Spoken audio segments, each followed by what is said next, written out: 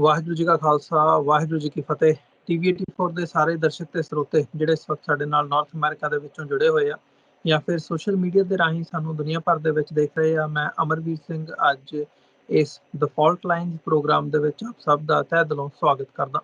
ਵੀਰਜ਼, ਅੱਜ ਅਸੀਂ ਪੰਜਾਬ ਦੀ ਧਰਤੀ ਤੇ ਜਿਹੜਾ ਸਿੱਖਾਂ ਦਾ ਘਾਣ ਹੋਇਆ 1984 ਦੇ ਵਿੱਚ, ਉਹ ਤੋਂ ਬਾਅਦ ਜਿਸ ਕਿਸਮ ਦਾ ਵਰਤਾਰਾ ਇੰਡੀਅਨ ਸਟੇਟ ਵੱਲੋਂ ਤਸ਼ੱਦਦ ਦਾ ਜਿਹੜਾ ਕਹਿਰ ਹੈ ਉਹ ਲਗਾਤਾਰਤਾ ਦੇ ਨਾਲ ਢਾਹਿਆ ਜਾ ਰਿਹਾ ਹੈ, ਉਹਦੇ ਇੱਕ ਜਦੋਂ ਅਸੀਂ ਅੱਜ ਹੁਣ ਕੈਨੇਡਾ ਦੇ ਵਿੱਚ ਵੀ ਦੇਖਦੇ ਹਾਂ ਜਿਹੜਾ ਇੱਕ ਇੰਟਰਫੀਰੈਂਸ ਦਾ ਮਾਮਲਾ ਜਾਂ ਕਿਵੇਂ ਇੰਟੀਮੀਡੇਟ ਕੀਤਾ ਜਾਂਦਾ, ਇੰਟੀਮੀਡੇਟ ਕਰਨ ਤੋਂ ਬਾਅਦ ਹੁਣ ਉਹ ਟਾਰਗੇਟ ਕਿਲਿੰਗਸ ਤੱਕ ਗੱਲ ਪਹੁੰਚ ਗਈ ਹੈ, ਉਹਦੀ ਇੱਕ ਉਦਾਹਰਣ ਕੈਨੇਡਾ ਦੇ ਵਿੱਚੋਂ ਸਾਡੇ ਸਾਹਮਣੇ ਆਈ ਹੈ। ਸੋ ਇਹ ਇੱਕ ਇੰਟਰਨੈਸ਼ਨਲੀ ਇਹ ਸਾਰੇ ਪਾਰਟ ਨੇ ਭਾਰਤ ਸਰਕਾਰ ਦਾ ਜਿਹੜਾ ਚਿਹਰਾ ਆ ਉਹ ਨੰਗਾ ਕੀਤਾ ਹੈ। ਸੋ ਕੁਐਸਚਨ ਪੁੱਛੇ ਜਾ ਰਹੇ ਆ ਸਰਕਾਰ ਨੂੰ, ਇਹਨਾਂ ਹੀ ਮਾਮਲਿਆਂ ਦੇ ਉੱਤੇ ਗਰਾਊਂਡ ਦੇ ਉੱਤੇ ਜਿਹੜੇ ਐਕਟਿਵਿਸਟ ਕੰਮ ਕਰਦੇ ਆ, ਆਰਗੇਨਾਈਜੇਸ਼ਨਸ ਕੰਮ ਕਰਦੀਆਂ ਨੇ, ਉਹਨਾਂ ਦੇ ਵਿੱਚੋਂ ਇੱਕ ਦਲ ਖਾਲਸਾ ਵੱਲੋਂ ਆਉਂਦੀ 1 ਨਵੰਬਰ ਨੂੰ ਜਸਟਿਸ ਐਂਡ ਫਰੀडम ਮਾਰਚ ਦੇ ਨਾਂ ਥੱਲੇ ਇੱਕ ਮਾਰਚ ਕੱਢਿਆ ਜਾ ਰਿਹਾ ਹੈ ਪੰਜਾਬ ਦੇ ਵਿੱਚ, ਅੰਮ੍ਰਿਤਸਰ ਦੇ ਵਿੱਚ, ਜਿੱਥੇ ਉਹਨਾਂ ਵੱਲੋਂ ਇਹ ਸਾਰੇ ਜਿਹੜੇ ਇਸ਼ੂਜ਼ ਨੇ ਉਹ ਹਾਈਲਾਈਟ ਕੀਤੇ ਜਾਣੇ ਆ। ਸੋ ਅੱਜ ਅਸੀਂ ਉਹਨਾਂ ਦੇ ਸਪੋਕਸਮੈਨ ਸਰਦਾਰ ਪਰਮਜੀਤ ਸਿੰਘ ਮੰਡ ਸਾਡੇ ਨਾਲ ਇਸ ਵਕਤ ਪੰਜਾਬ ਚੋਂ ਜੁੜੇ ਹੋਏ ਆ, ਉਹਨਾਂ ਨਾਲ ਵਿਚਾਰ ਚਰਚਾ ਕਰਾਂਗੇ, ਜਿੱਥੇ ਇਸ ਮਾਰਚ ਬਾਰੇ ਗੱਲ ਕਰਾਂਗੇ, ਨਾਲ ਹੀ ਨਾਲ ਜਿਹੜੇ ਇਸ਼ੂਜ਼ ਇਸ ਵਕਤ ਚੱਲ ਰਹੇ ਆ ਪੰਜਾਬ 'ਚ ਬੈਠਿਆਂ ਗਰਾਊਂਡ ਤੇ ਕੰਮ ਕਰਦੇ ਆ ਸਿੱਖ ਪਰਸਪੈਕਟਿਵ ਤੋਂ, ਉਹ ਕਿਵੇਂ ਦੇਖਦੇ ਨੇ ਇਸ ਬਾਰੇ ਵੀ ਜਾਣਦੇ ਆ। ਭਾਈ ਸਾਹਿਬ, ਤੁਹਾਡਾ ਸਵਾਗਤ ਹੈ ਜੀ। ਵਾਹਿਗੁਰੂ ਜੀ ਕਾ ਖਾਲਸਾ ਵਾਹਿਗੁਰੂ ਜੀ ਕੀ ਫਤਿਹ ਜੀ। ਵਾਹਿਗੁਰੂ ਜੀ ਕਾ ਖਾਲਸਾ ਵਾਹਿਗੁਰੂ ਜੀ ਕੀ ਫਤਿਹ। ਭਾਈ ਸਾਹਿਬ, ਸ਼ੁਰੂਆਤ ਪਹਿਲਾਂ ਜਸਟਿਸ ਐਂਡ ਫਰੀडम ਮਾਰਚ ਤੋਂ ਕਰੀਏ। ਤੁਸੀਂ ਜਿਹੜੀ ਪ੍ਰੈਸ ਰਿਲੀਜ਼ ਵੀ ਕੱਢੀ ਹੈ ਤੇ ਪ੍ਰੈਸ ਕਾਨਫਰੰਸ ਵੀ ਕੀਤੀ ਹੈ, ਥੋੜਾ ਜਿਹਾ ਮਾਰਚ ਬਾਰੇ ਵੀ ਸਾਨੂੰ ਦੱਸ ਦਿਓ ਤੇ ਨਾਲ ਹੀ ਨਾਲ ਜਿਹੜੇ ਇਸ਼ੂਜ਼ ਤੁਸੀਂ ਇਹਦੇ ਵਿੱਚ ਹਾਈਲਾਈਟ ਕੀਤੇ ਆ ਤੇ ਕਰਨੇ ਆ ਉਸ ਬਾਰੇ ਵੀ ਚਾਨਣਾ ਪਾ ਦਿਓ। ਮੈਂ ਸਮਝਦਾ ਕਿ 2 ਸਾਲ ਦੇ ਵਿੱਚ ਇਹੋ ਜਿਹੇ ਹਫ਼ਤੇ ਹੁੰਦੇ ਆ ਜਿਹੜੇ ਸਾਡੇ ਇਤਿਹਾਸ ਦੇ ਨਾਲ, ਜਿਹੜਾ ਮੌਜੂਦਾ ਪ੍ਰੈਜ਼ੈਂਟ ਹਿਸਟਰੀ ਆ 21ਵੀਂ ਸਦੀ ਦੀ, ਉਹਦੇ ਵਿੱਚ ਬੜੇ ਅਹਿਮ ਸਥਾਨ ਰੱਖਦੇ ਆ। ਇੱਕ ਤੇ ਜੂਨ ਦਾ ਪਹਿਲਾ ਹਫ਼ਤਾ, ਜਦੋਂ ਇੰਡੀਅਨ ਆਰਮੀ ਨੇ ਸਾਡੇ ਅਕਾਲ ਤਖਤ ਸਾਹਿਬ ਤੇ ਹਰਿਮੰਦਰ ਸਾਹਿਬ ਦੇ ਉੱਤੇ ਹਮਲਾ ਕੀਤਾ, ਔਰ ਦੂਸਰਾ ਹੈ ਨਵੰਬਰ ਦਾ ਪਹਿਲਾ ਹਫ਼ਤਾ, ਜਦੋਂ ਇੰਡੀਅਨ ਅਵਾਮ ਨੇ ਸਾਡੇ ਉੱਤੇ ਹਮਲਾ ਕੀਤਾ। ਇਹ ਦੋਵੇਂ ਹਮਲੇ ਨੇ ਸਾਡੇ ਉੱਤੇ, ਇੱਕ ਵਾਰੀ ਆਰਮੀ ਨੇ ਕੀਤਾ, ਦੂਸਰੀ ਆਮ ਇੰਡੀਅਨ ਅਵਾਮ, ਹਿੰਦੂ ਤਵੀ ਜਿਨ੍ਹਾਂ ਨੂੰ ਅਸੀਂ ਐਲੀਮੈਂਟਸ ਕਹਿ ਦਿੰਦੇ ਹਾਂ, ਉਹਨਾਂ ਨੇ ਕੀਤਾ। ਸੋ ਇਹਨਾਂ ਦੋਵਾਂ ਹੀ ਹਫ਼ਤਿਆਂ ਨੂੰ ਸਾਨੂੰ ਯਾਦ ਰੱਖਣਾ ਚਾਹੀਦਾ ਹੈ। ਜੂਨ ਨੂੰ ਕੌਮ ਬੜੀ ਸ਼ਿੱਦਤ ਦੇ ਨਾਲ ਆਪਣੇ ਮਨਾਂ ਦੇ ਵਿੱਚ ਵਸਾ ਕੇ ਬੈਠੀ ਆ, ਹਾਲਾਂਕਿ ਨਵੰਬਰ ਦਾ ਮਹੀਨਾ ਵੀ ਜਿਹੜਾ ਪਹਿਲਾ ਹਫ਼ਤਾ ਆ ਉਹਨੂੰ ਵੀ ਕੌਮ ਅਲੱਗ-ਅਲੱਗ ਤਰੀਕੇ ਨਾਲ ਯਾਦ ਕਰਦੀ ਆ ਔਰ ਕਰਦੇ ਵੀ ਰਹਿਣਾ ਚਾਹੀਦਾ। ਸੋ ਇਸੇ ਤਹਿਤ ਹੀ ਦਲ ਖਾਲਸਾ ਵੱਲੋਂ ਪਿਛਲੇ ਲੰਬੇ ਸਮੇਂ ਤੋਂ ਇਸ ਦਿਨ ਨੂੰ ਯਾਦ ਕੀਤਾ ਜਾਂਦਾ ਆ, ਔਰ ਇਸ ਨੂੰ ਯਾਦ ਕਰਨ ਦਾ ਮਤਲਬ ਇਹ ਨਹੀਂ ਹੈ ਕਿ ਸਿਰਫ ਇਸ ਨੂੰ ਯਾਦ ਕਰਕੇ ਤੇ ਘਰਾਂ ਨੂੰ ਚਲੇ ਜਾਈਏ। ਸਾਡੀ ਕੋਸ਼ਿਸ਼ ਹੁੰਦੀ ਹੈ ਕਿ ਇਸ ਦਿਨ ਨੂੰ ਆਪਣੇ ਲੋਕਾਂ ਨੂੰ ਅਸੀਂ ਇਹ ਸੁਨੇਹਾ ਦੇ ਸਕੀਏ ਕਿ ਜੋ ਸਾਡੇ ਨਾਲ ਵਰਤਾਰਾ ਨਵੰਬਰ 84 ਦੇ ਵਿੱਚ ਵਾਪਰ ਚੁੱਕਿਆ ਹੈ, ਉਸ ਤੋਂ ਬਾਅਦ ਵੀ ਜੇ ਅਸੀਂ ਅੱਜ ਵੀ ਆਪਣੇ ਆਪ ਨੂੰ ਇਹ ਕਹੀਏ ਵੀ ਅਸੀਂ ਇੰਡੀਆ ਦੇ ਵਿੱਚ ਸੇਫ ਹਾਂ, ਤੇ ਫਿਰ ਸਾਨੂੰ ਮੈਨੂੰ ਲੱਗਦਾ ਅਸੀਂ ਇੱਕ ਭਰਮ ਦੇ ਵਿੱਚ, ਇਲੂਜ਼ਨ ਦੇ ਵਿੱਚ। ਸੋ ਉਸ ਭਰਮ ਨੂੰ ਦੂਰ ਕਰਨ ਦੇ ਲਈ ਅਸੀਂ ਇਹੋ ਜਿਹੇ ਪ੍ਰੋਗਰਾਮ ਜਿਹੜੇ ਉਹ ਲੀਕਦੇ ਆ। ਸੋ 1 ਨਵੰਬਰ ਨੂੰ ਇੱਕ ਆਜ਼ਾਦੀ ਮਾਰਚ, ਜਿਹਨੂੰ ਫਰੀडम ਮਾਰਚ ਦਾ ਨਾਮ ਵੀ ਦਿੱਤਾ ਗਿਆ, ਉਹ ਅੰਮ੍ਰਿਤਸਰ ਸ਼ਹਿਰ ਦੇ ਵਿੱਚ ਕੀਤਾ ਜਾਊਗਾ। ਔਰ ਇਹਦਾ ਨਾਂ ਆਜ਼ਾਦੀ ਮਾਰਚ, ਹੁਣ ਇੱਥੇ ਇਹ ਵੀ ਸਵਾਲ ਆ ਸਕਦਾ ਵੀ ਕਿੱਥੇ ਜੈਨੋਸਾਈਡ ਦੀ ਗੱਲ ਹੈ, ਕਿੱਥੇ ਕਤਲੇਆਮ ਦੀ ਗੱਲ, ਔਰ ਕਿੱਥੇ ਇਹ ਆਜ਼ਾਦੀ ਦੇ ਨਾਲ ਜੋੜਤੀ ਇਹਨਾਂ ਨੇ। ਸੋ ਪਿਛਲੇ 39 ਸਾਲਾਂ ਦੇ ਵਿੱਚ ਸਾਡੀ ਇੱਕ ਪੀੜ੍ਹੀ ਨੂੰ ਤੇ ਇਹਨਾਂ ਨੇ ਉੱਥੇ ਜੈਨੋਸਾਈਡ ਕਰਤਾ, ਉਹਨਾਂ ਦੇ ਕਤਲ ਕਰਤਾ, ਉਹਨਾਂ ਨੂੰ ਖਤਮ ਕਰਤਾ। ਉਹਨਾਂ ਦੀ ਜਿਹੜੀ ਹਮ ਉਮਰ ਦੂਸਰੇ ਨਾਲ ਲੋਕ ਸੀਗੇ, ਜਿਹੜੇ ਉਹਨਾਂ ਦੇ ਪਰਿਵਾਰਾਂ ਦੇ ਬਚੇ ਹੋਏ ਲੋਕ ਸੀ, ਉਹ ਇਹਨਾਂ ਦੇ ਥਾਣੇ ਕਚਹਿਰੀਆਂ ਦੇ ਚੱਕਰ ਲਾ ਕੇ, ਇਹਨਾਂ ਦੀਆਂ ਅਦਾਲਤਾਂ ਦੀਆਂ ਤਰੀਕਾਂ ਭੁਗਤ ਕੇ ਅੱਧਿਓਂ ਜ਼ਿਆਦਾ ਜਹਾਨ 'ਚ ਚਲੇ ਗਏ ਨੇ।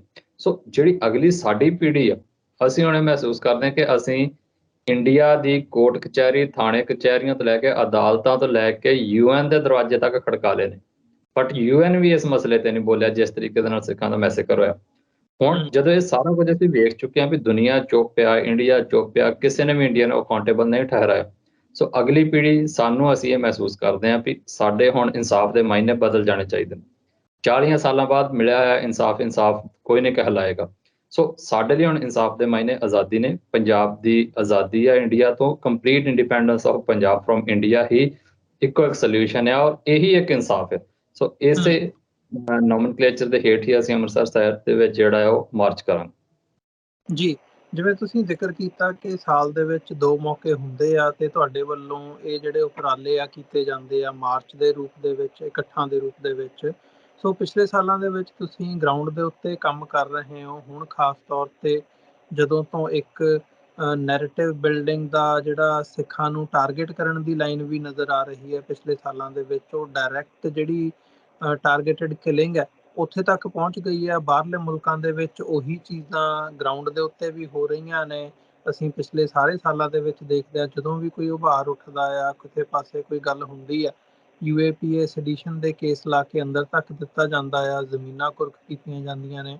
ਸੋ ਓਵਰਆਲ ਜਿਹੜਾ ਇਹ ਮਾਰਚ ਹੈਗੇ ਆ, ਇਹਨਾਂ ਦੀ ਇਫੈਕਟਿਵਨੈਸ, ਅਵੇਅਰਨੈਸ ਦੇ ਹਵਾਲੇ ਨਾਲ ਜੋ ਗਰਾਊਂਡ ਤੇ ਸਿਚੁਏਸ਼ਨ ਹੈ ਇਸ ਵਕਤ, ਕਿਵੇਂ ਦੇਖ ਰਹੇ ਹੋ? ਬੇਸ਼ੱਕ ਸਟੂਡੈਂਟ ਸਟੱਡੀ ਸਹੀ, ਬਟ ਲੋਕਾਂ ਦੇ ਵਿੱਚ ਇਸ ਚੀਜ਼ ਦਾ ਅਸਰ ਪੈਂਦਾ ਆ। ਜਿਸ ਤਰੀਕੇ ਦੇ ਨਾਲ ਇਹਨਾਂ ਮਾਰਚਾਂ ਦੇ ਰਾਹੀਂ, ਇਹਨਾਂ ਪ੍ਰੋਟੈਸਟਾਂ ਦੇ ਰਾਹੀਂ, ਇੱਦਾਂ ਝੰਡੇ ਚੁੱਕ ਕੇ, ਪਲੇਕਾਰਡ ਲੈ ਕੇ, ਬੈਨਰ ਲੈ ਕੇ ਸੜਕਾਂ ਤੇ ਉਤਰ ਕੇ ਅਸੀਂ ਜੂਨ 1984 ਦੀ ਗੱਲ ਨੂੰ ਅੱਜ ਤੱਕ ਕੌਮ ਦੇ ਮਨਾਂ ਦੇ ਵਿੱਚ ਜਿਉਂਦੇ ਤੇ ਜਾਗਦੇ ਰੱਖਿਆ ਹੈ। ਔਰ ਅਗਲੀ ਪੀੜ੍ਹੀ ਨੂੰ ਇਸ ਗੱਲ ਤੇ ਲੈ ਆਂਦਾ ਹੈ ਕਿ ਨਾ ਇਹ ਭੁੱਲਣਯੋਗ ਹੈ ਤੇ ਨਾ ਇਹ ਬਖਸ਼ਣਯੋਗ ਹੈ। ਮਤਲਬ ਇਹ ਨਹੀਂ ਆ ਵੀ ਇਹਦੀ ਪ੍ਰਾਈਮ ਮਿਨਿਸਟਰ ਨੇ ਮਾਫੀ ਮੰਗ ਲਈ ਹੈ ਤੇ ਜੀ ਇਸ ਨੂੰ ਹੁਣ ਜੀ ਅਸੀਂ ਮਾਫ ਕਰਤਾ ਇੰਡੀਆ ਨੂੰ। ਸੋ ਜੀ ਇਹ ਜਿਹੜਾ ਇੱਕ ਡਾਇਲੋਗ ਤੱਕ ਅਸੀਂ ਗੱਲ ਲੈ ਆਂਦੀ ਆ, ਇਹ ਇਹਨਾਂ ਮਾਰਚਾਂ, ਇਹਨਾਂ ਸੈਮੀਨਾਰਾਂ, ਇਹਨਾਂ ਮੁਜ਼ਾਹਰਿਆਂ ਦੀ ਬਦੌਲਤ ਹੀ ਜਿਹੜਾ ਇਹ ਕੰਮ ਹੋਏ ਨੇ ਔਰ ਸਕਸੈਸਫੁਲ ਹੋਏ ਨੇ। ਸੋ ਗਰਾਊਂਡ ਦੀ ਰਿਐਲਿਟੀ ਜੇ ਮੈਂ ਮੰਨਾਂ ਤੇ ਉਹਦੇ 'ਚ ਮੈਂ ਇੱਕ ਗੱਲ ਜ਼ਰੂਰ ਤੁਹਾਨੂੰ ਕਹਿਣੀ ਚਾਹੁੰਦਾ, ਜਿਹਦੇ ਨਾਲ ਮੈਂ ਮੈਸੇਜ ਵੀ ਦੇਣਾ ਚਾਹੁੰਦਾ ਆਪਣੇ ਲੋਕਾਂ ਨੂੰ, ਵੀ ਜਿਸ ਸੀਰੀਅਸਨੈਸ ਦੇ ਨਾਲ, ਜਿਸ ਸ਼ਿੱਦਤ ਦੇ ਨਾਲ ਅਸੀਂ ਜੂਨ ਦਾ ਮਹੀਨਾ ਯਾਦ ਕਰਦੇ ਹਾਂ ਨਾ, ਜੀ ਮੈਂ ਮਹਿਸੂਸ ਕਰਦਾ ਕਿ ਸਾਡੀ ਕੌਮ ਦੇ ਵਿੱਚ ਜਾਂ ਅਸੀਂ ਲੋਕ ਨਵੰਬਰ ਦਾ ਅਜੇ ਪਹਿਲਾ ਹਫ਼ਤਾ ਉਸ ਦਰਦ ਦੇ ਨਾਲ ਮਹਿਸੂਸ ਨਹੀਂ ਕਰਦੇ। ਔਰ ਇਹ ਕਰਨਾ ਚਾਹੀਦਾ ਹੈ। ਇਹ ਇੱਕ ਮਾੜੀ ਗੱਲ ਆ, ਇੱਕ ਗਲਤ ਪਿਰਤ ਅਸੀਂ ਪਾ ਰਹੇ ਹਾਂ ਵੀ ਇਹ ਹਫ਼ਤੇ ਜਾਂ ਇਹ ਦਿਨ ਸਾਡੀ ਕੌਮ ਇੱਕ ਸਿਰਫ ਰਵਾਇਤੀ ਜਿਹਾ ਇੱਕ ਅਰਦਾਸ ਕਰਨ ਤੱਕ ਸੀਮਤ ਕਰਕੇ ਤੇ ਕਈ ਵਾਰੀ ਸ਼੍ਰੋਮਣੀ ਕਮੇਟੀ ਵੀ ਜਾਂ ਦਿੱਲੀ ਕਮੇਟੀ ਵੀ ਜਿਹੜਾ ਇਸ ਨੂੰ ਖਤਮ ਕਰ ਦਿੰਦੀ ਆ, ਬਟ ਇਸ ਨੂੰ ਵੱਡੇ ਪੱਧਰ ਦੇ ਉੱਤੇ ਲੋਕਾਂ ਦੇ ਵਿੱਚ ਨਹੀਂ ਲੈ ਕੇ ਜਾਂਦੀ। ਸੋ ਇਹਨੂੰ ਵੱਡੇ ਪੱਧਰ ਦੇ ਉੱਤੇ ਲੋਕਾਂ ਦੇ ਵਿੱਚ ਲੈ ਕੇ ਜਾਣਾ ਚਾਹੀਦਾ। ਲੋਕਾਂ ਦੇ ਵੱਲੋਂ ਇਹ ਮੈਸੇਜ ਆਉਣਾ ਚਾਹੀਦਾ ਹੈ ਕਿ ਅਸੀਂ ਇਸ ਕਾਰੇ ਨੂੰ ਯਾਦ ਰੱਖਦੇ ਹਾਂ। ਔਰ ਇਹਨੂੰ ਯਾਦ ਰੱਖਣਾ ਕਿਉਂ ਜ਼ਰੂਰੀ ਹੈ? ਜੇ ਇਹੋ ਜਿਹੇ ਘੱਲੂਘਾਰੇ, ਇਹੋ ਜਿਹੇ ਜੈਨੋਸਾਈਡ ਅਸੀਂ ਭੁੱਲ ਜਾਵਾਂਗੇ ਨਾ, ਤੇ ਫਿਰ ਸਿਰਫ ਪੀੜ੍ਹੀਆਂ ਬਦਲ ਜਾਣਗੀਆਂ, ਚਿਹਰੇ ਬਦਲ ਜਾਣਗੇ, ਇਹੋ ਜਿਹੇ ਕਤਲਿਆਂ ਫੇਰ ਹੋਣਗੇ। ਜੀ ਔਰ ਜਿਹੜੀ ਇਨਸਾਫ ਦੀ ਗੱਲ ਮੈਂ ਜਿਹੜੀ ਪਿੱਛੇ ਕੀਤੀ ਸੀ, ਉਹਦੇ ਵਿੱਚ ਇੱਕ ਗੱਲ ਹੋਰ ਮੈਂ ਐਡ ਕਰਨੀ ਚਾਹੁੰਦਾ, ਉਹ ਇਹ ਹੈ ਕਿ ਜੇ ਨਵੰਬਰ 84 ਦਾ ਇਨਸਾਫ ਹੋਇਆ ਹੁੰਦਾ ਤੇ ਸ਼ਾਇਦ 92 ਨਾ ਵਾਪਰਦਾ, ਸ਼ਾਇਦ 2002 ਨਾ ਵਾਪਰਦਾ, ਔਰ ਸ਼ਾਇਦ ਜੋ ਲੇਟੈਸਟ ਮਣੀਪੁਰ ਦੇ ਵਿੱਚ ਹੋ ਕੇ ਹੋਇਆ ਇਹ ਕੁਝ ਨਾ ਵਾਪਰਦਾ। ਜੀ ਪਰ ਸ਼ਾਇਦ ਜਿਹੜੀ ਉਹ ਜੈਨੋਸਾਈਡ ਦੀ ਇੱਕ ਲੜੀ ਸਾਡੀ ਤੁਰੀ ਆ ਰਹੀ ਹੈ ਅਜੇ ਤੱਕ ਭਾਈ, ਨਵੰਬਰ 1984 ਦੇ ਇੱਕ ਇੱਕ ਖੂਨ ਦੇ ਕਤਰੇ ਤੋਂ ਲੈ ਕੇ ਭਾਈ ਹਰਦੀਪ ਸਿੰਘ ਨਿੱਜਰ ਦੇ ਖੂਨ ਤੱਕ, ਇਹ ਜੈਨੋਸਾਈਡ ਦੀ ਲੜੀ ਹੈ ਸਾਡੀ ਇੱਕ। ਸੋ ਉਹਨਾਂ ਨੇ ਇੰਡੀਅਨ ਸਟੇਟ ਨਹੀਂ ਭੁੱਲੀ, ਉਹਨਾਂ ਆਪਣਾ ਕਾਰਾ ਕੰਟੀਨਿਊ ਰੱਖਿਆ ਹੋਇਆ ਸਾਨੂੰ ਖਤਮ ਕਰਨ ਦਾ। ਪਰ ਸਾਡੀ ਕੌਮ, ਇਹ ਮੈਂ ਤਰਾਸਦੀ ਦੇ ਰੂਪ ਦੇ ਵਿੱਚ ਕਹਿ ਰਿਹਾ ਕਿ ਬਹੁਤ ਸਾਰੀਆਂ ਜ਼ਿੰਮੇਵਾਰ ਧਿਰਾਂ ਸਿਰਫ ਜਿਹੜੀਆਂ ਕੁਝ ਨੇ ਉਹ ਮਨਾਉਂਦੀਆਂ ਨੇ, ਬਟ ਆਮ ਲੋਕਾਂ ਦੇ ਮਨਾਂ ਤੇ ਜਿਹੜਾ ਨਵੰਬਰ 84 ਨਿਕਲਦਾ ਜਾ ਰਿਹਾ ਨਾ, ਇਹ ਨਹੀਂ ਨਿਕਲਣਾ ਚਾਹੀਦਾ। ਸਾਨੂੰ ਅਗਲੀ ਪੀੜ੍ਹੀ ਨੂੰ, ਜਿੱਥੇ ਅਸੀਂ ਜੂਨ ਦਾ ਮਹੀਨਾ ਯਾਦ ਕਰਦੇ ਹਾਂ, ਜਿਸ ਤਰੀਕੇ ਦੇ ਨਾਲ ਜੂਨ ਦੇ ਮਹੀਨੇ ਦੇ ਵਿੱਚ ਅਸੀਂ ਐਕਟਿਵ ਹੁੰਦੇ ਹਾਂ, ਨਵੰਬਰ ਨੂੰ ਉਸੇ ਤਰੀਕੇ ਨਾਲ ਯਾਦ ਰੱਖਣਾ ਚਾਹੀਦਾ। ਸਗੋਂ ਇਸ ਨੂੰ ਤੇ ਉਹਦੇ ਨਾਲੋਂ ਵੀ ਜ਼ਿਆਦਾ ਰੱਖਣਾ ਚਾਹੀਦਾ, ਕਿਉਂਕਿ ਇਸ ਦਿਨ ਨੂੰ ਲੈ ਕੇ ਅਸੀਂ ਇੰਡੀਆ ਦਾ ਅਸਲੀ ਚਿਹਰਾ ਦੁਨੀਆ ਦੇ ਵਿੱਚ ਨੰਗਿਆ ਕਰ ਸਕਦੇ ਵੀ ਵੇਖੋ ਇਹਨਾਂ ਨੇ ਹੱਥੇ ਲੋਕਾਂ ਦੇ ਨਾਲ ਕੀ ਕੁਝ ਕੀਤਾ। ਜੀ ਸੋ ਇਹਨੂੰ ਹੋਰ ਜ਼ਿਆਦਾ ਪ੍ਰਚਾਰਨ ਦੀ ਲੋੜ ਹੈ, ਹੋਰ ਜ਼ਿਆਦਾ ਵੱਡੇ ਪੱਧਰ ਦੇ ਉੱਤੇ ਇਸ ਨੂੰ ਮਨਾਉਣ ਦੀ ਲੋੜ ਹੈ, ਇਸ ਨੂੰ ਯਾਦ ਕਰਨ ਦੀ ਲੋੜ ਹੈ। ਜਿਵੇਂ ਟਾਰਗੇਟ ਕੀਤਾ ਜਾ ਰਿਹਾ ਆ, ਹੁਣ ਅਸੀਂ ਬਾਹਰ ਦੀ ਗੱਲ ਵੀ ਕਰਦੇ ਹਾਂ ਤੇ ਗਰਾਊਂਡ ਦੇ ਉੱਤੇ ਵੀ ਟਾਰਗੇਟ ਕੀਤਾ ਜਾ ਰਿਹਾ ਹੈ।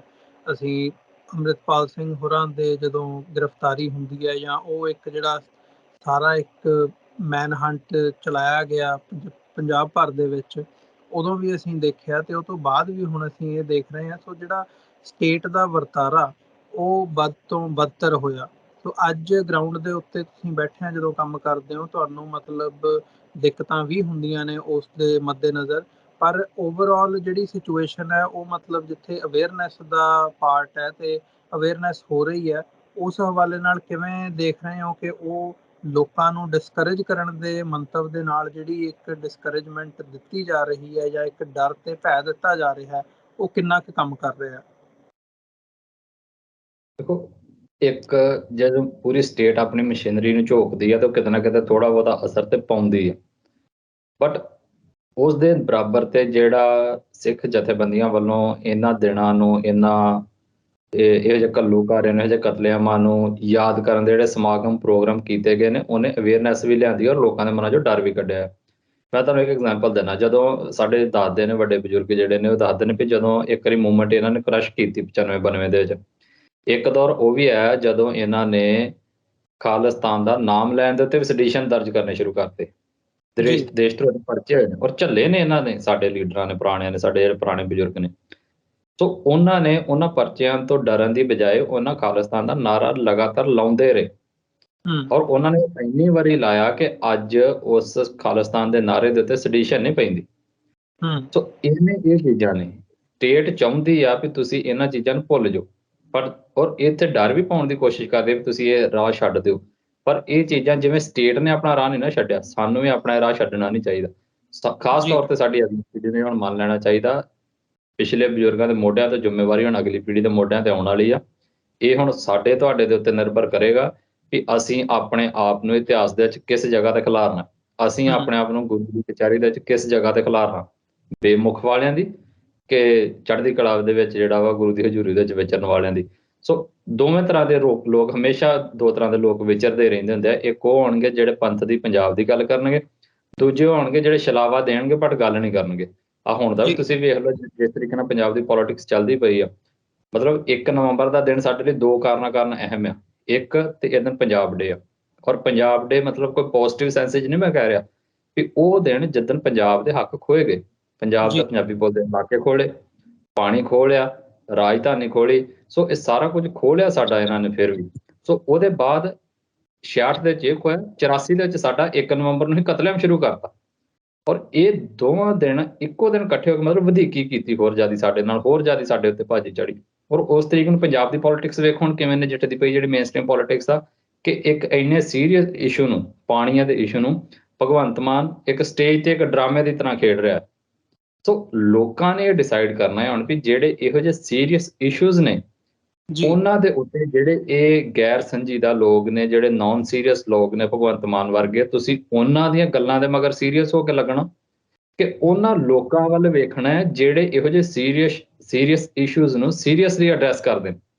ਇੱਕ ਪਾਸੇ ਹਿੰਦ ਨਵਾਜ਼ ਪਾਰਟੀਆਂ ਲੁਧਿਆਣੇ ਦੇ ਵਿੱਚ ਇਕੱਠੀਆਂ ਹੋਣਗੀਆਂ 1 ਤਰੀਕ, ਦੂਜੇ ਪਾਸੇ ਜਿਹੜੀਆਂ ਪੰਜਾਬ ਪੱਖੀ, ਪੰਥ ਪੱਖੀ ਜਥੇਬੰਦੀਆਂ, ਪਾਰਟੀਆਂ, ਲੋਕ ਨੇ ਉਹ ਅੰਮ੍ਰਿਤਸਰ ਇਕੱਠੇ ਹੋਣਗੇ। ਸੋ ਲੋਕ ਡਿਸਾਈਡ ਕਰ, ਬਹੁਤਾਤ ਰੂਪ ਦੇ ਵਿੱਚ ਲੋਕਾਂ ਦੇ ਉੱਤੇ ਇਹ ਗੱਲ ਅੱਗ ਢੁਕਦੀ।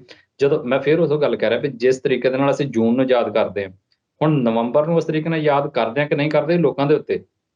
ਅਸੀਂ ਆਪਣਾ ਪ੍ਰਚਾਰ ਜਾਰੀ ਰੱਖਿਆ, ਪਰ ਜੇ ਤੁਸੀਂ 1 ਨਵੰਬਰ ਨੂੰ ਆਪਣਾ ਕਤਲੇਆਮ ਭੁੱਲ ਗਏ ਤੇ ਭਗਵੰਤ ਮਾਨ ਦੀ ਸਟੇਜ ਵੱਲ ਆਪਣੀ ਸਾਰੀ ਟੇਕ ਰੱਖਣੀ, ਤੇ ਫਿਰ ਇਹਦਾ ਮਤਲਬ ਕਮੀ ਸਾਡੇ ਤੁਹਾਡੇ ਵਿੱਚ ਸਾਰਿਆਂ ਦੇ ਵਿੱਚ ਕਿਤੇ ਨਾ ਕਿਤੇ ਪਈ ਹੋਈ। ਸੋ ਉਹ ਕਮੀ ਦੂਰ ਕਰਨ ਦੀ ਜ਼ਰੂਰਤ ਆ। ਸਟੇਟ ਨੇ ਤੇ ਆਪਣੇ ਪੱਤੇ ਖੇਡਣੇ ਹੀ ਨੇ, ਉਹ ਤਾਂ ਖੇਡ ਰਹੀ ਆ, ਉਹ ਤੇ ਤੁਹਾਡੇ ਇਸ਼ੂਜ਼ ਨੂੰ ਜਿਹੜਾ ਆ ਇੱਧਰ ਦਾ ਉੱਧਰ ਤੇ ਉੱਧਰ ਦਾ ਇੱਧਰ ਕਰਕੇ ਵਿਖਾ ਲੇਗੀ, ਤੁਹਾਨੂੰ ਕਨਫਿਊਜ਼ਨ ਦੇ ਵਿੱਚ ਸੁੱਟੇਗੀ। ਪਰ ਹੁਣ ਅਸੀਂ ਉਸ ਕਨਫਿਊਜ਼ਨ ਦੇ ਵਿੱਚ ਰਹਿ ਕੇ ਆਪਣੀ એનર્ਜੀ ਵੇਸਟ ਕਰਨੀ ਆ ਜਾਂ ਕਲੀਅਰ ਹੋ ਕੇ ਆਪਣੀ ਆਜ਼ਾਦੀ ਦੇ ਰਾਹ ਤੁਰਨਾ, ਇਹ ਤੁਸੀਂ ਡਿਸਾਈਡ ਕਰਨਾ। ਜੀ ਬਿਲਕੁਲ। ਤੇ ਗੱਲ ਜਿਵੇਂ ਤੁਸੀਂ ਸਿੱਖ ਪੋਲਿਟਿਕਸ ਦੀ ਕੀਤੀ ਹੈ, ਓਵਰਆਲ ਜਿਹੜਾ ਇਹ ਨੈਰੇਟਿਵ ਬਿਲਡ ਕੀਤਾ ਜਾ ਰਿਹਾ ਹੈ ਸਿੱਖਾਂ ਦੇ ਖਿਲਾਫ, ਇੱਕ ਪਾਸੇ ਨਾਲੇ ਕਿਲਿੰਗ ਕੀਤੀ ਜਾ ਰਹੀ ਹੈ, ਟਾਰਗੇਟ ਕੀਤਾ ਜਾ ਰਿਹਾ ਹੈ, ਨਾਲੇ ਐਂਟਾਈ ਸਿੱਖ ਨੈਰੇਟਿਵ ਬਿਲਡ ਕੀਤਾ ਜਾ ਰਿਹਾ ਹੈ, ਇੱਕ ਪ੍ਰੋਪੇਗੈਂਡਾ ਦੀ ਜਿਹੜੀ ਕੈਂਪੇਨ ਹੈ ਉਹ ਚਲਾਈ ਜਾ ਰਹੀ ਹੈ। ਤੇ ਇਸ ਸਾਰੇ ਦੇ ਵਿੱਚ ਜਦੋਂ ਹੁਣ ਜਸਟਿਨ ਟਰੂਡੋ ਵੱਲੋਂ ਇਸ ਗੱਲ ਨੂੰ ਇੰਟਰਨੈਸ਼ਨਲੀ ਉਭਾਰਿਆ ਗਿਆ, ਇੰਟਰਨੈਸ਼ਨਲ ਸਟੇਜ ਤੇ ਲਿਆਂਦਾ ਗਿਆ ਕਿ ਇੰਡੀਆ ਵੱਲੋਂ ਕਿਸ ਕਿਸਮ ਦੇ ਜਿਹੜੇ ਕਾਰੇ ਨੇ ਉਹ ਕੀਤੇ ਜਾ ਰਹੇ ਆ, ਤੇ ਜਿਹੜੀ ਪੰਜਾਬ ਦੀ ਸੱਤਾਧਾਰੀ ਧਿਰ ਹੈ ਜਾਂ ਪੰਜਾਬ ਦੀ ਜਿਹੜੀ ਮੇਨ ਸਟ੍ਰੀਮ ਪੋਲਿਟਿਕਸ ਹੈਗੀ ਹੈ, ਉਹ ਸਾਰੀ ਇਹਦੇ ਤੇ ਉਹਨੇ ਚੁੱਪ ਵੱਟੀ ਹੋਈ ਹੈ। ਈਵਨ ਵੀਜ਼ਿਆਂ ਦੇ ਇਸ਼ੂ ਤੱਕ ਵੀ ਜਿਹੜਾ ਆ ਉਹ ਮੂੰਹ ਨਹੀਂ ਖੋਲ੍ਹਿਆ ਗਿਆ। ਸੋ ਓਵਰਆਲ ਕਿਤੇ ਨਾ ਕਿਤੇ ਇਹ ਨਜ਼ਰ ਆ ਰਿਹਾ ਹੈ ਵੀ ਜਿਹੜਾ ਨੈਰੇਟਿਵ ਬਿਲਡ ਕੀਤਾ ਜਾ ਰਿਹਾ ਸਟੇਟ ਵੱਲੋਂ, ਉਹ ਪੰਜਾਬ ਦੀ ਸਿਆਸਤ ਦੇ ਉੱਤੇ ਤੇ ਕਿਤੇ ਨਾ ਕਿਤੇ ਸਿੱਖ ਸਿਆਸਤ ਦੇ ਉੱਤੇ ਵੀ ਭਾਰਾ ਪੈਂਦਾ।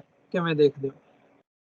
ਨਹੀਂ ਦੇਖੋ, ਮੈਂ ਇਹ ਨਹੀਂ ਸੋਚਦਾ ਕਿ ਸਿੱਖ ਸਿਆਸਤ ਦੇ ਉੱਤੇ ਭਾਰਾ ਪੈਂਦਾ। ਹਾਂ, ਜਿਹੜੀ ਸਿੱਖ ਸਿਆਸਤ ਵਿਦਿਨ ਇੰਡੀਅਨ ਫਰੇਮਵਰਕ ਚੱਲਦੀ ਉਹਦੇ ਤੇ ਜ਼ਰੂਰ ਭਾਰਾ ਪੈ ਜਾਂਦਾ ਹੈ।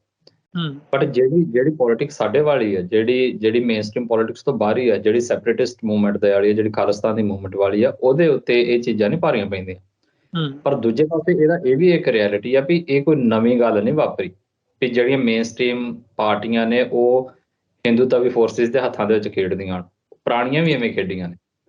ਸੋ ਇਹ ਕੋਈ ਨਵਾਂ ਨਹੀਂ ਵਾਪਰ ਰਿਹਾ ਕਿ ਭਗਵੰਤ ਮਾਨ ਇਵੇਂ ਵਾਪਰਾ ਰਿਹਾ ਹੈ। ਤੁਸੀਂ ਵੇਖੋ ਜਦੋਂ ਕੈਪਟਨ ਅਮਰਿੰਦਰ ਸਿੰਘ ਦੀ ਸਰਕਾਰ ਸੀ ਉਹ ਕੀ ਕਰਦਾ ਸੀ? ਉਹ ਵੀ ਦਿੱਲੀ ਦੀ ਟੋਨ ਬੋਲਦਾ ਹੈ। ਈਵਨ ਜਦੋਂ ਬਾਦਲਾਂ ਦੀ ਸਰਕਾਰ ਸੀ ਉਹ ਕੀ ਕਰਦੇ ਸੀ? ਕੀ ਉਹਨਾਂ ਨੇ ਸਿੱਖ ਮਸਲੇ ਹੱਲ ਕੀਤੇ? ਨਹੀਂ ਕੀਤੇ। ਉਹ ਵੀ ਕਿਹੜੀ ਟੋਨ ਬੋਲਦੇ ਸੀ ਉਦੋਂ? ਜਿਹੜੀ ਦਿੱਲੀ ਦਰਬਾਰ ਦੀ ਟੋਨ ਹੁੰਦੀ ਸੀ।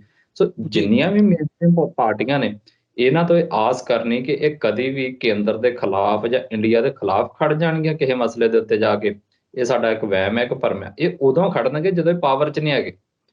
ਜਿਵੇਂ ਅਕਾਲੀ ਦਲ ਹੁਣ ਨਹੀਂ ਪਾਵਰ ਦੇ ਵਿੱਚ, ਹੁਣ ਤੁਹਾਨੂੰ ਇਹ ਲੱਗੇਗਾ ਇਹ ਪਾਣੀਆਂ ਦੇ ਮਸਲੇ ਤੇ ਉਹਨਾਂ ਦੇ ਵਿਰੋਧ ਦੇ ਵਿੱਚ ਖੜਦਾ ਆ ਜਾਂ ਇਹੋ ਜਿਹੇ ਮਸਲਿਆਂ ਦੇ ਉੱਤੇ ਵਿਰੋਧ 'ਚ ਖੜਦਾ। ਪਰ ਜਦੋਂ ਇਹਨਾਂ 'ਚ ਕੋਈ ਵੀ ਪਾਵਰ 'ਚ ਆ ਜਾਂਦਾ, ਇਹ ਕੋਈ ਮਸਲਿਆਂ ਵੱਲ ਕੋਈ ਸੀਰੀਅਸਨੈਸ ਦੇ ਨਾਲ ਕੰਮ ਨਹੀਂ ਕਰਦੇ। ਹੁਣ ਮੈਂ ਇਹੀ ਗੱਲ ਤਾਂ ਹੀ ਪਹਿਲਾਂ ਕਹੀ ਸੀ ਵੀ ਕਦੋਂ ਤੱਕ ਸਾਡੇ ਲੋਕ ਇਹਨਾਂ ਗੈਰ ਸੰਜੀਦਾ ਲੋਕਾਂ ਦੇ ਪਿੱਛੇ ਆਪਣਾ ਟਾਈਮ ਵੇਸਟ ਕਰਦੇ ਰਹਿਣਗੇ? ਇਹਦਾ ਜਵਾਬ ਸਾਨੂੰ ਮਤਲਬ ਚੁਣਨਾ ਪਏਗਾ ਨਾ, ਇਹਦਾ ਜਵਾਬ ਸਾਨੂੰ ਲੱਭਣਾ ਪਏਗਾ ਔਰ ਉੱਤੇ ਕੰਮ ਕਰਨਾ ਪਏਗਾ। ਲੋਕ ਕਹਿ ਦਿੰਦੇ ਨੇ ਕਿ ਇਹਨਾਂ ਦੇ ਵਿੱਚੋਂ ਸਾਨੂੰ ਕੁਝ ਨਹੀਂ ਮਿਲਣਾ, ਉਹਦੇ ਬਾਅਦ ਵੀ ਫਿਰ 5 ਸਾਲਾਂ ਬਾਅਦ ਜਾ ਕੇ ਇਹਨਾਂ ਨੂੰ ਚੁਣ ਲੈਂਦੇ ਨੇ ਤੇ ਉਸ ਤੋਂ ਬਾਅਦ ਕਸੂਰ ਕੱਢ ਦੇਣਗੇ ਸਿੱਖ ਜਥੇਬੰਦੀਆਂ ਦੇ ਵਿੱਚ, ਜੀ ਸਿੱਖ ਜਥੇਬੰਦੀਆਂ ਕੁਝ ਨਹੀਂ ਕਰਦੀਆਂ। ਅਸਲ ਦੇ ਵਿੱਚ ਕਸੂਰ ਦੋਵੇਂ ਪਾਸੇ ਪਿਆ ਹੈ ਔਰ ਵੱਡਾ ਕਸੂਰ ਮੈਂ ਸਮਝਦਾ ਕਿ ਆਵਾਮ ਦੇ ਉੱਤੇ ਵੀ ਪਿਆ ਹੋਇਆ ਕਿ ਤੁਸੀਂ ਇਹ ਜਾਣਦੇ ਹੋਏ, ਇੱਕ ਤਾਂ ਹੁੰਦਾ ਵੀ ਭੋਲੇਪਨ ਦੇ ਵਿੱਚ ਹੋ ਗਿਆ ਜੇ ਪਤਾ ਹੀ ਨਹੀਂ। ਹੁਣ ਕੋਈ ਵੀ ਮੈਂ ਸਮਝਦਾ ਇਹੋ ਜਿਹਾ ਬੰਦਾ ਨਹੀਂ ਹੈਗਾ ਜਿਹਨੂੰ ਇਹਨਾਂ ਰਾਜਨੀਤਿਕ ਪਾਰਟੀਆਂ ਦੀ ਪੋਲਿਟਿਕਸ ਦੀ ਸਮਝ ਨਾ ਆਵੇ। ਪਿੰਡਾਂ ਦੀਆਂ ਸੱਥਾਂ ਤੋਂ ਲੈ ਕੇ ਸ਼ਹਿਰਾਂ ਦੇ ਵੱਡੇ ਵੱਡੇ ਮੌਲਾਂ ਤੱਕ ਤੁਰਨ ਵਾਲੇ ਲੋਕਾਂ ਨੂੰ ਇਸ ਚੀਜ਼ ਦਾ ਪਤਾ ਹੈ। ਉਹਦੇ ਬਾਵਜੂਦ ਜਦੋਂ 5 ਸਾਲਾਂ ਬਾਅਦ ਜਾ ਕੇ ਆਪਣੀ ਤਕਦੀਰ ਇਹਨਾਂ ਲੋਕਾਂ ਦੇ ਹੱਥ ਫੜਾਉਂਦੇ ਨੇ ਤੇ ਫਿਰ ਉਹਦੇ ਬਾਅਦ ਕਹਿ ਦੇਣਾ ਕਿ ਸਿੱਖ ਜਥੇਬੰਦੀਆਂ ਦੇ ਵਿੱਚ ਪ੍ਰੋਬਲਮ ਆ, ਇਹ ਆਪਣੀਆਂ ਗਲਤੀਆਂ ਦੇ ਉੱਤੇ ਪਰਦਾ ਪਾਉਣ ਵਾਲੀ ਗੱਲ ਹੈ। ਸਗੋਂ ਸਿੱਖ ਜਥੇਬੰਦੀਆਂ ਤੇ ਵਾਰ-ਵਾਰ ਹਰ ਪ੍ਰੋਗਰਾਮ ਰਾਹੀਂ, ਹਰ ਦਿਨ, ਹਰ ਬਿਆਨ ਦੇ ਰਾਹੀਂ ਔਰ ਆਪਣੇ ਹਰ ਸਵਾਸ ਦੇ ਨਾਲ ਇਹ ਕਹਿੰਦੇ ਹੀ ਆ ਰਹੇ ਨੇ ਵੀ ਸਾਡਾ ਇੰਡੀਆ ਦੇ ਵਿੱਚ ਹੱਲ ਨਹੀਂ ਹੋਣਾ। ਤੇ ਤੁਸੀਂ ਫਿਰ ਕਹਿ ਰਹੇ ਹੋ ਕਿ ਸਿੱਖ ਜਥੇਬੰਦੀਆਂ 'ਚ ਪ੍ਰੋਬਲਮ। ਅਸਲ ਵਿੱਚ ਪ੍ਰੋਬਲਮ ਤੁਹਾਡੇ ਮਨਾਂ 'ਚ ਆ। ਪ੍ਰੋਬਲਮ ਆਮ ਲੋਕਾਂ ਦੇ ਦਿਮਾਗਾਂ ਦੇ ਵਿੱਚ ਆ ਵੀ ਉਹ ਸਮਝ ਕੇ ਵੀ ਬੇਸਮਝੇ ਹੋਏ ਬੈਠੇ ਨੇ। ਸੋ ਉਹਦੇ 'ਚੋਂ ਬਾਹਰ ਨਿਕਲਣ ਦੀ ਜ਼ਰੂਰਤ ਆ। ਇਹ ਜਿਹੜੀ ਤੁਸੀਂ ਆਪਾਂ ਗੱਲ ਕੀਤੀ ਸੀ ਵੀ ਤੁਹਾਡੇ ਸਵਾਲ ਦੇ ਵਿੱਚ ਵੀ ਇਹ ਜਿਹੜਾ ਮੇਨ ਸਟ੍ਰੀਮ ਪਾਰਟੀਆਂ ਜਿਹੜੀਆਂ ਨੇ ਕਿਵੇਂ ਕੰਮ ਕਰਦੇ ਨੇ, ਇਹ ਮੈਨੂੰ ਲੱਗਦਾ ਇਹ ਕੋਈ ਨਵਾਂ ਟਰੈਂਡ ਨਹੀਂ ਚੱਲਿਆ। ਇਹ ਇਵੇਂ ਚੱਲਿਆ ਹੈ ਤੇ ਇਵੇਂ ਹੀ ਚੱਲਣਾ ਹੈ। ਇਹਦੇ ਵਿੱਚੋਂ ਸਾਨੂੰ ਲੋਕਾਂ ਨੂੰ ਬਾਹਰ ਆਉਣਾ ਪਏਗਾ। ਇਹਨਾਂ ਨੇ ਨਹੀਂ ਸਾਨੂੰ ਆਪਣੇ ਚੁੰਗਲ 'ਚੋਂ ਬਾਹਰ ਕੱਢਣਾ। ਜੀ ਨਹੀਂ ਬਿਲਕੁਲ। ਤੇ ਹੁਣ ਗੱਲ ਥੋੜੀ ਜੀ ਨਾਲ ਇਸ਼ੂਜ਼ ਦੀ ਕਰੀਏ ਜਿਹੜੇ ਇਸ ਵਕਤ ਚੱਲ ਰਹੇ ਆ। ਜਿਵੇਂ ਤੁਸੀਂ ਵੀ ਜ਼ਿਕਰ ਕੀਤਾ ਵੀ ਜਦੋਂ ਹੁਣ Akali Dal out of power ਹੋਇਆ ਤੇ SYL ਦਾ ਜਿਹੜਾ ਇਸ਼ੂ ਹੈ ਉਹ ਉਠਾ ਰਹੇ ਆ। ਸੋ ਜਿਹੜੀ ਹੁਣ ਲੇਟੈਸਟ ਡਿਵੈਲਪਮੈਂਟ ਹੈਗੀ ਹੈ, ਜੇ ਸੁਪਰੀਮ ਕੋਰਟ ਨੂੰ ਵਰਤ ਕੇ ਸੁਪਰੀਮ ਕੋਰਟ ਵੱਲੋਂ ਇਸ ਕਿਸਮ ਦੀ ਹਦਾਇਤ ਦਿੱਤੀ ਜਾਂਦੀ ਹੈ ਅੱਗੇ ਕਿ ਜੀ SYL ਜਿਹੜੀ ਆ ਉਹ ਤੁਸੀਂ ਕੱਢੋ, ਉਹਨੂੰ ਬਣਾਓ ਤੇ ਪੰਜਾਬ ਸਰਕਾਰ ਉਹਦੇ ਤੇ ਐਕਟ ਕਰਦੀ ਹੈ।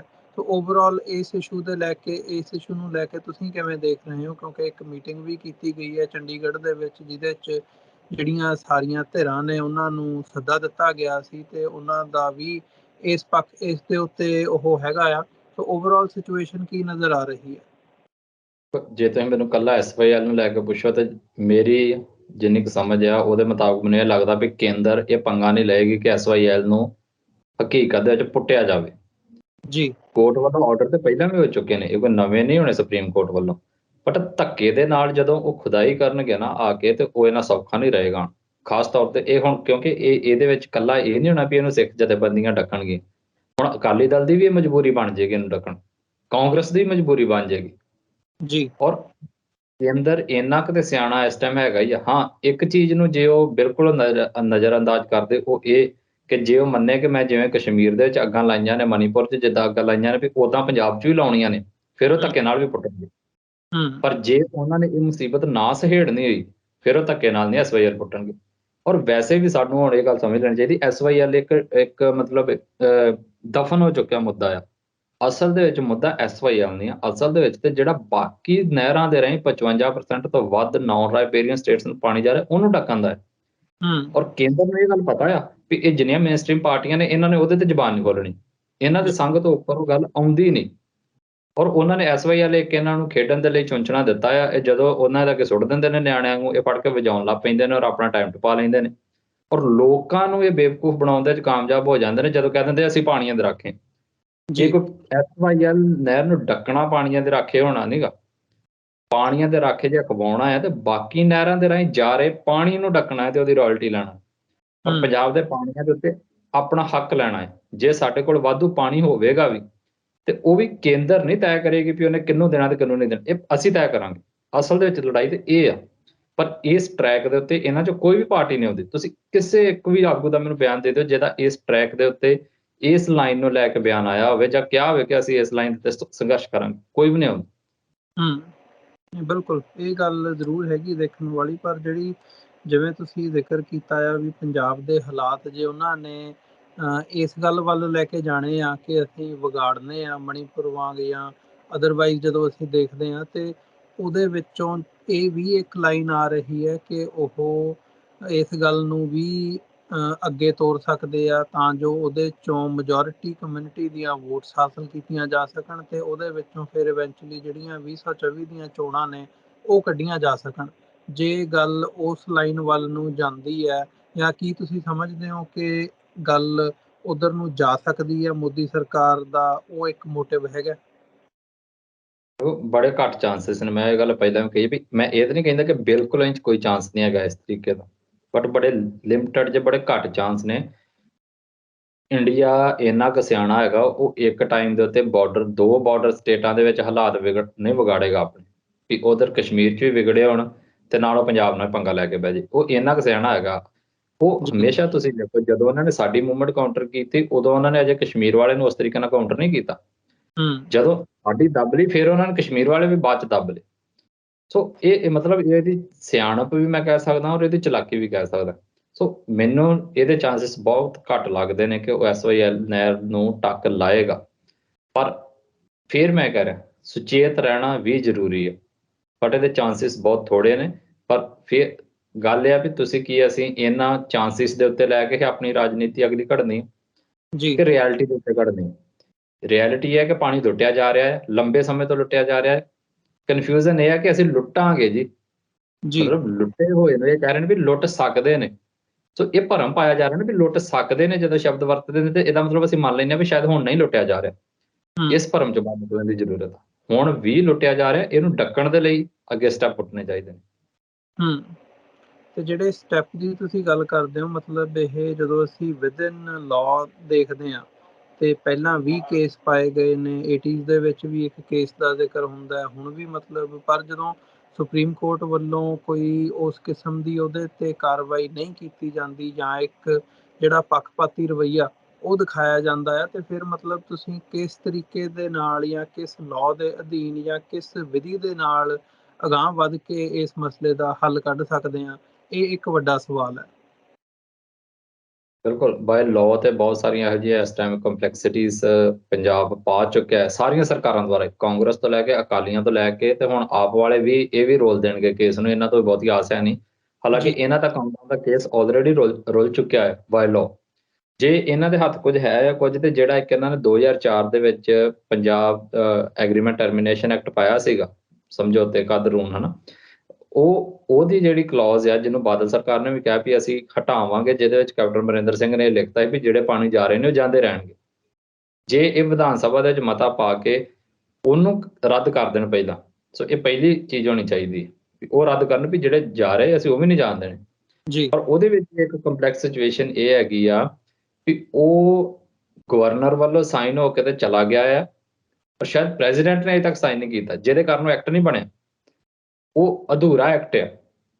ਉਹਦੇ ਬਾਰੇ ਪੂਰੀ ਜਾਣਕਾਰੀ ਲੋਕਾਂ ਦੇ ਵਿੱਚ ਆਉਣੀ ਚਾਹੀਦੀ ਹੈ। ਬਟ ਫਿਰ ਮੈਂ ਕਹਿ ਰਿਹਾ ਵੀ ਇਹ ਮਸਲਾ ਹੁਣ ਪਾਣੀਆਂ ਦਾ ਇੰਨਾ ਕੁ ਗੁੰਝਲਦਾਰ ਹੋ ਚੁੱਕਿਆ ਹੈ, ਖਾਸ ਤੌਰ ਤੇ ਪੰਜਾਬ ਦੀਆਂ ਸਾਰੀਆਂ ਸਰਕਾਰਾਂ ਨੇ ਸਮੇਂ-ਸਮੇਂ ਤੇ ਬਦਲਦੀਆਂ ਨੇ ਇਹਦੇ ਉੱਤੇ ਰਾਜਨੀਤੀ ਕੀਤੀ ਆ ਔਰ ਇਹਨੂੰ ਇੰਨਾ ਕੁ ਜ਼ਿਆਦਾ ਕੰਪਲੈਕਸ ਤੇ ਗੁੰਝਲਦਾਰ ਬਣਾ ਕੇ ਰੱਖ ਦਿੱਤਾ ਹੈ ਕਿ ਹੁਣ ਇਹਦਾ ਕਾਨੂੰਨੀ ਹੱਲ ਨਿਕਲਣ ਵਾਲਾ ਨਹੀਂ ਹੈਗਾ। ਪਰ ਵੈਸੇ ਵੀ ਇਹ ਮਸਲਾ ਕਾਨੂੰਨੀ ਤੋਂ ਜ਼ਿਆਦਾ ਰਾਜਨੀਤਿਕ ਆ। ਇਹ ਸਾਰੇ ਮਸਲੇ ਰਾਜਨੀਤੀ ਦੇ ਰਾਹੀਂ ਹੱਲ ਹੋਣੇ। ਜੇ ਸਾਡੀ ਇੰਡੀਆ ਦੇ ਨਾਲ ਪੋਲੀਟਿਕਸ ਵਿਗੜੇਗੀ ਤਾਂ ਮੇਰਾ ਸੈਂਸ ਵੀ ਜੇ ਇੰਡੀਆ ਚਾਹੇਗਾ ਵੀ ਅਸੀਂ ਨਹੀਂ ਹੱਲ ਕਰਨੇ ਮਸਲੇ, ਭਾਵੇਂ ਜਿਹੜਾ ਮਰਜ਼ੀ ਕਾਨੂੰਨ ਲੈ ਆਓ ਉਹ ਸਾਰੇ ਛਿੱਕੇ ਟੰਗ ਦੇਣਗੇ।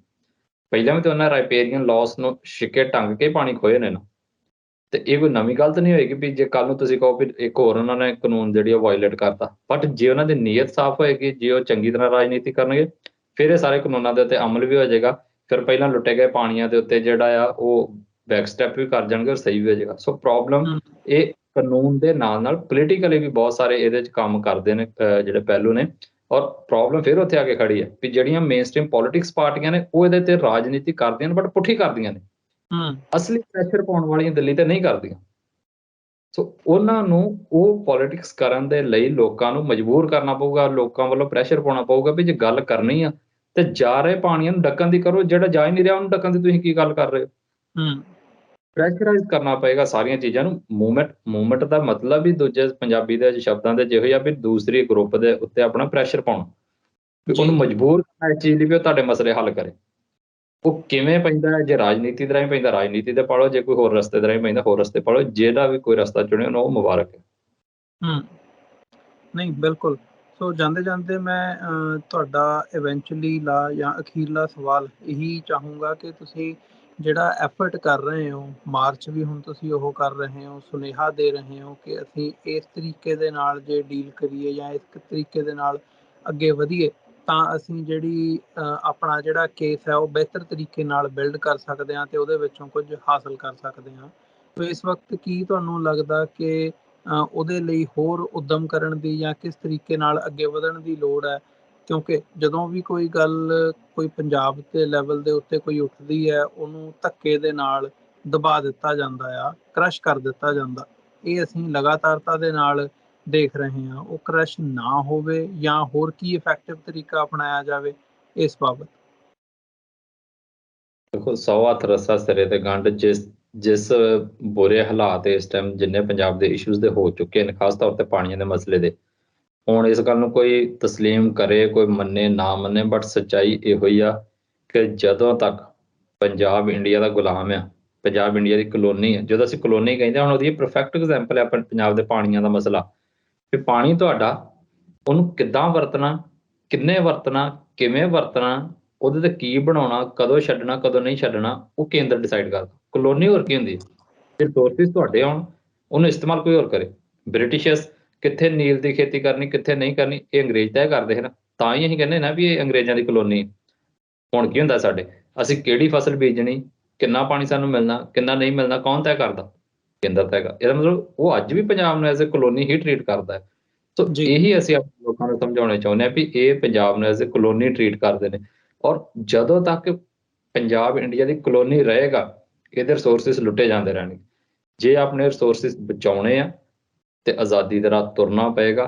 ਇਹਦੇ ਇਲਾਵਾ ਕੋਈ ਹੱਲ ਨਹੀਂਗਾ ਸਾਡੇ ਕੋਲ ਇਸ ਟਾਈਮ। ਔਰ ਨਾ ਨਵੰਬਰ 84 ਦਾ ਕੋਈ ਹੱਲ ਆ, ਨਾ ਜੂਨ ਦਾ ਕੋਈ ਹੱਲ ਆ, ਨਾ ਹੀ ਸਾਡੇ ਇਹਨਾਂ ਲੁੱਟੇ ਗਏ ਰਿਸੋਰਸਿਸ ਦਾ ਕੋਈ ਹੱਲ ਆ। ਜੇ ਇਹਨਾਂ ਸਾਰਿਆਂ ਦਾ ਕੋਈ ਹੱਲ ਹੈ ਉਹ ਸਿਰਫ ਤੇ ਸਿਰਫ ਪੰਜਾਬ ਦੀ ਆਜ਼ਾਦੀ ਹੈ। ਜਦੋਂ ਤੁਸੀਂ ਆਜ਼ਾਦ ਹੋ ਜਾਓਗੇ ਇਹ ਪਾਣੀਆਂ ਦੇ ਉੱਤੇ ਆਪਣੇ ਆਪ ਹੱਕ ਤੁਹਾਡਾ ਹੋ ਜਾਏਗਾ। ਇਹ ਬੋਲਦੇ ਇਲਾਕਿਆਂ ਦੇ ਉੱਤੇ ਹੱਕ ਤੁਹਾਡਾ ਹੋ ਜਾਏਗਾ। ਇਹ ਰਾਜਧਾਨੀ ਤੁਹਾਡੀ ਹੋ ਜਾਏਗੀ।